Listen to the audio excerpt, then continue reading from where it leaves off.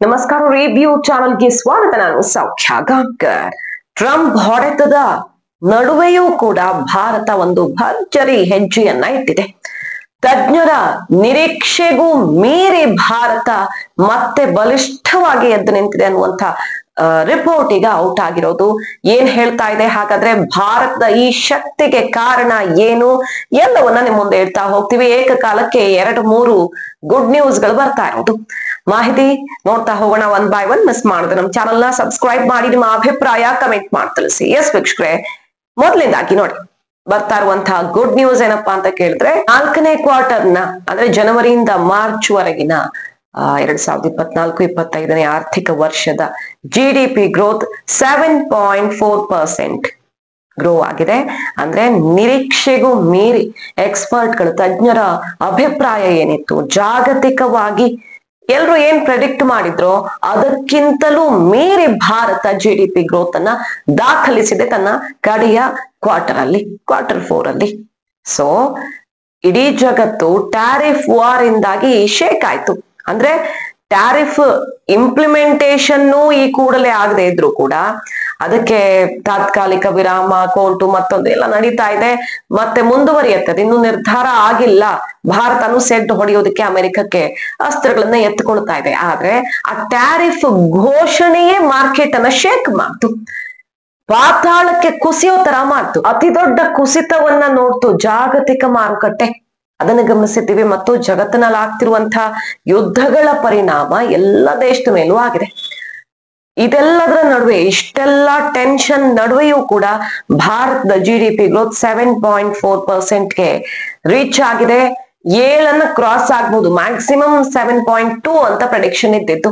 Expert ಗಳೆಲ್ಲ predict ಮಾಡಿದ್ದು, ಬೇರೆ ಬೇರೆ ಜಾಗತಿಕ ರೇಟಿಂಗ್ ಏಜೆನ್ಸಿಗಳು ಪ್ರೆಡಿಕ್ಟ್ ಮಾಡಿದ್ದು. ಆದ್ರೆ ಭಾರತ ಅದನ್ನೂ ಮೀರಿ ದೊಡ್ಡ ಹೆಜ್ಜೆ ಇಟ್ಟಿದೆ. 7.4% ಪ್ರಗತಿಯನ್ನ ಸಾಧಿಸುವ ಮೂಲಕ. ಸೊ ಈ ವರ್ಷದ, ಈ ಆರ್ಥಿಕ ವರ್ಷ 24-25ನೇ ಆರ್ಥಿಕ ವರ್ಷದ ಓವರ್ ಆಲ್ ಗ್ರೋತ್ ರೇಟು 6.5%ಗೆ ನಿಲ್ಲುತ್ತೆ. ಆ ಮೂಲಕ ಕಳೆದ ಆರ್ಥಿಕ ವರ್ಷಗಳಿಗೆ ಕಂಪೇರ್ ಮಾಡಿದ್ರೆ ಕಡಿಮೆ. ಯಾಕಂದ್ರೆ ಇಡೀ ಜಗತ್ತಿನಲ್ಲಿ ಅಂತಹ ಅಲ್ಲೋಲ ಕಲ್ಲೋಲ ಆಗುವಂತ ಬೆಳವಣಿಗೆಗಳಾಗಿವೆ. ಅದರ ನಡುವೆಯೂ ಬೇರೆ ಎಲ್ಲ ರಾಷ್ಟ್ರಗಳಿಗೆ ಕಂಪೇರ್ ಮಾಡಿದ್ರೆ ನಮ್ಮ ಗ್ರೋತ್ ರೇಟು ತುಂಬಾ ಚೆನ್ನಾಗಿದೆ. ನಂಬರ್ 1 ಕಂಟ್ರಿ ಆಗಿದ್ದೀವಿ ನಾವು ಈಗ, ಫಾಸ್ಟೆಸ್ಟ್ ಗ್ರೋಯಿಂಗ್ ಎಕನಾಮಿ ಆಗಿದ್ದೀವಿ, ಅದ್ರಲ್ಲಿ ಡೌಟ್ ಇಲ್ಲ. ಸೊ ಈ ವರ್ಷದ ಪರಿಸ್ಥಿತಿಗೆ ತಕ್ಕಂತೆ ಈ ಗ್ರೋತ್ ರೇಟ್ ಕೂಡ ಕಷ್ಟದಾಯಕ ಅಂತಾನೆ ಇದ್ದಿತ್ತು. Financial year 2025 full year growth 6.5%ಗೆ ನಿಲ್ತಾ ಇದೆ. ಜಿಯೋಪೊಲಿಟಿಕಲ್ ಟೆನ್ಷನ್ ನ ನಡುವೆ, ಈ ಟ್ರೇಡ್ ಅನ್ಸರ್ಟನಿಟಿ ನಡುವೆ ಕೂಡ ಭಾರತ ಈ ಸಾಧನೆ ಮಾಡಿರೋದು ಇಡೀ ಜಗತ್ತಿನ ಗಮನವನ್ನ ಸೆಳೀತಾ ಇರುವಂತಹ ಬೆಳವಣಿಗೆ. ಭಾರತ ದಿನೇ ದಿನೇ ಮತ್ತಷ್ಟು ಸ್ಟ್ರಾಂಗ್ ಆಗ್ತಾ ಇದೆ ಅನ್ನುವಂತ ರಿಪೋರ್ಟ್ ಎಲ್ಲೆಡೆಯಿಂದ ಬರ್ತಾ ಇದೆ. ಅದು ಮೂಡೀಸ್ ರಿಪೋರ್ಟ್ ಇರಬಹುದು, ಮೊನ್ನೆ ಅಷ್ಟೇ ಬಂದಿರೋದು.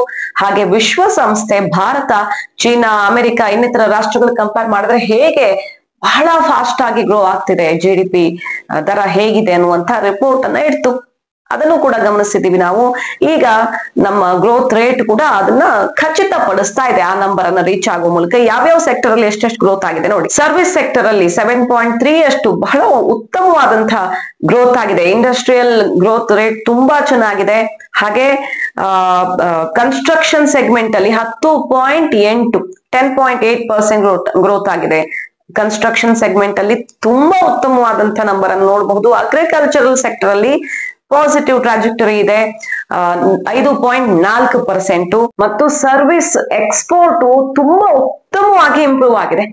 ಎಕ್ಸ್ಪೋರ್ಟ್ ವಲಯದಲ್ಲಿ ಅಂದ್ರೆ ರಫ್ತು ಮಾಡುವ ವಿಚಾರದಲ್ಲಿ ನಾವು ಬಹಳ ದೊಡ್ಡ ದೊಡ್ಡ ಹೆಜ್ಜೆಗಳನ್ನ ಇಡ್ತಾ ಇದೀವಿ. ಯಾಕಂದ್ರೆ ಮ್ಯಾನುಫ್ಯಾಕ್ಚರಿಂಗ್ಗೆ ಅಷ್ಟು ವೇಗ ಸಿಗ್ತಾ ಇದೆ ಭಾರತದಲ್ಲಿ ಅನ್ನೋದನ್ನ ಈ ರಿಪೋರ್ಟ್ ಹೇಳ್ತಾ ಇದೆ. ಮತ್ತು 2026ರ ಫಿನಾನ್ಷಿಯಲ್ ಇಯರ್ ಅಲ್ಲೂ ಕೂಡ 6.5% ಗುರಿಯನ್ನ ರೀಚ್ ಆಗೋದ್ರಲ್ಲಿ ಡೌಟ್ ಇಲ್ಲ. ಇಷ್ಟಂತೂ ನಾವು ಇರ್ತೀವಿ. ಇದಕ್ಕೂ ಮೀರಿದ ಬಲ ಬಂದ್ರೂ ಕೂಡ ಬರಬಹುದು. ಯಾಕಂದ್ರೆ ಈ ಸಲ ಹಾಗೆ ಆಗಿರೋದು, ನಿರೀಕ್ಷೆಗೂ ಮೀರಿ ಈ ಕ್ವಾರ್ಟರ್ ಅಲ್ಲಿ ಗ್ರೋತ್ ಆಗಿದೆ ಅನ್ನೋದನ್ನ ಗಮನಿಸ್ತಾ ಇದೀವಿ. ಇನ್ನು RBI ರಿಪೋರ್ಟ್ ಕೂಡ ಔಟ್ ಆಗಿದೆ. RBI ಏನ್ ಹೇಳ್ತಾ ಇದೆ ನೋಡಿ, 2026ರಲ್ಲೂ ಕೂಡ ಭಾರತ ಅತ್ಯಂತ ಸ್ಟ್ರಾಂಗ್ ಆಗಿ ಮುನ್ನುಗ್ಗುತ್ತೆ ಅನ್ನೋದನ್ನ RBI ಕೂಡ ಹೇಳ್ತಾ ಇದೆ. 2025-26 ಹಣಕಾಸು ವರ್ಷದಲ್ಲಿ ಭಾರತೀಯ ಆರ್ಥಿಕತೆ ಆಶಾವಾದದೊಂದಿಗೆ ಬಹಳ ಉತ್ತಮವಾಗಿ ಬೆಳವಣಿಗೆ ಹೊಂದ್ತಾ ಇದೆ. ಸರ್ಕಾರ ಬಂಡವಾಳೀಕರಣದ ಮೇಲೆ ನಿರಂತರವಾಗಿ ಗಮನ ಹರಿಸ್ತಾ ಇರೋದು, ಇನ್ವೆಸ್ಟ್ಮೆಂಟ್ ಜಾಸ್ತಿ ಮಾಡೋದಕ್ಕೆ ಪೂರಕವಾದ ಅವಕಾಶವನ್ನ ಸೃಷ್ಟಿಸ್ತಾ ಇರೋದು ಇದೆಲ್ಲದಕ್ಕೂ ಕಾರಣ ಅನ್ನೋದನ್ನ RBI ರಿಪೋರ್ಟ್ ಹೇಳ್ತಾ ಇದೆ. ಗ್ರಾಹಕರ ಬೇಡಿಕೆಯಲ್ಲಿ ಚೇತರಿಕೆ ಮತ್ತು ಹಣಕಾಸಿನ ಬಲವರ್ಧನೆ ಹಾದಿಯನ್ನ ಅನುಸರಿಸಿರೋದ್ರಿಂದ ಈ ಸಾಧನೆ ಸಾಧ್ಯವಾಗಿದೆ ಅಂತ RBI ಹೇಳ್ತಾ ಇದೆ. ಸೊ ಗ್ರಾಹಕರ ಕೊಳ್ಳುವ ಶಕ್ತಿ ಜಾಸ್ತಿ ಆಗೋದಕ್ಕೆ ಕಾರಣ ಏನು? ಅವರ ಜೀವನ ಮಟ್ಟ ಸುಧಾರಿಸಿದೆ. ವಿಶ್ವಸಂಸ್ಥೆಯ ರಿಪೋರ್ಟ್ ಕೂಡ ಇದನ್ನೇ ಹೇಳಿತ್ತು. ನಿರಂತರವಾದಂತಹ ಅಭಿವೃದ್ಧಿ ಹಾಗೆ ಇನ್ಫ್ರಾಸ್ಟ್ರಕ್ಚರ್ ಮೇಲೆ ಭಾರತ ಗಮನ ಹರಿಸ್ತಾ ಇರೋದು, ಬಂಡವಾಳದ ಮೇಲೆ ಹೆಚ್ಚು ಗಮನ ಹರಿಸ್ತಾ ಇರೋದು, ಇದು ಮೂರೂ ಕೂಡ ಭಾರತದ ಈ ಸಾಧನೆಗೆ ಕಾರಣ ಅಂತ RBI ಹೇಳ್ತಾ ಇದೆ. ಹಣಕಾಸು ಶಿಸ್ತು ಕಾಯ್ದುಕೊಳ್ಳುವುದರೊಂದಿಗೆ ಬಂಡವಾಳ ವೆಚ್ಚದ ಮೇಲೆ ಸರ್ಕಾರ ನಿರಂತರವಾಗಿ ಗಮನ ಹರಿಸ್ತಾ ಇದೆ. ಸೊ ಆರ್ಥಿಕ ಶಿಸ್ತು ಮೇಂಟೈನ್ ಆಗ್ತಾ ಇದೆ. ಜಾಗತಿಕ ವ್ಯಾಪಾರದಲ್ಲಿ ಭಾರತ ಭಾಗವಹಿಸುವಿಕೆ ಹೆಚ್ಚಾಗ್ತಿದೆ. ನಮ್ಮ ಎಕ್ಸ್ಪೋರ್ಟ್ ಈಗ ಇಂಪೋರ್ಟ್ ಗಿಂತ ಎಕ್ಸ್ಪೋರ್ಟ್ ಜಾಸ್ತಿ ಆಗಿದೆ. ನಾವು ಬರೀ ಮಾರ್ಕೆಟ್ ಆಗಿ ಉಳ್ಕೊಂಡಿಲ್ಲ, ಪ್ರೊಡಕ್ಷನ್ ಅಂದ್ರೆ ಫ್ಯಾಕ್ಟರಿ ಆಗಿ ಬದಲಾಗಿದ್ದೀವಿ ಅನ್ನೋದನ್ನ ಖಚಿತಪಡಿಸ್ತಾ ಇದೆ ಈ ಎಲ್ಲಾ ಡೇಟಾ. RBI ತನ್ನ ವಾರ್ಷಿಕ ವರದಿಯನ್ನ ರಿಲೀಸ್ ಮಾಡಿದ್ದು. ಇದರಲ್ಲಿ ಭಾರತ ಮತ್ತೊಮ್ಮೆ ಜಾಗತಿಕ ಎಲ್ಲ ಬಲಿಷ್ಠ ರಾಷ್ಟ್ರಗಳಿಗೆ ಹೋಲಿಕೆ ಮಾಡಿದ್ರೆ ಅತಿ ವೇಗವಾಗಿ ಬೆಳೀತಾ ಇದೆ. 4ನೇ ದೊಡ್ಡ ಆರ್ಥಿಕತೆಯಾಗಿರುವಂತಹ ಭಾರತ ಇನ್ನೂ ಒಂದು ಹೆಜ್ಜೆ ಮೇಲಕ್ಕಿರೋದಕ್ಕೆ ಸಮಯ ಜಾಸ್ತಿ ಇಲ್ಲ ಅನ್ನೋದನ್ನ ಈ ರಿಪೋರ್ಟ್ ಕೂಡ ಖಚಿತಪಡಿಸ್ತಾ ಇರೋದು. ಅದ್ರಲ್ಲಿ ವಿಶೇಷವಾಗಿ ನೋಡಿ, ರಾಷ್ಟ್ರೀಯ ಉತ್ಪಾದನಾ ಮಿಷನ್ ವರ್ಷದ ಕೇಂದ್ರದ ಬಜೆಟ್ ಅಲ್ಲಿ ಘೋಷಣೆ ಮಾಡಿದಂಥದ್ದು ಇದು. ರಾಷ್ಟ್ರೀಯ ಉತ್ಪಾದನಾ ಮಿಷನ್, ಮ್ಯಾನುಫ್ಯಾಕ್ಚರಿಂಗ್ ಮಿಷನ್ ಮತ್ತು ಮೇಕ್ ಇನ್ ಇಂಡಿಯಾ ಮತ್ತಷ್ಟು ತನ್ನ ಬಲ ಹೆಚ್ಚಿಸ್ಕೊಂಡಿರೋದು. ಇದರಿಂದಾಗಿ ಉತ್ಪಾದನಾ ವಲಯಕ್ಕೆ ಶಕ್ತಿ ಜಾಸ್ತಿ ಆಗಿದೆ, ಉದ್ಯೋಗಾವಕಾಶಗಳನ್ನ ಕೂಡ ಜಾಸ್ತಿ ಮಾಡಿದೆ.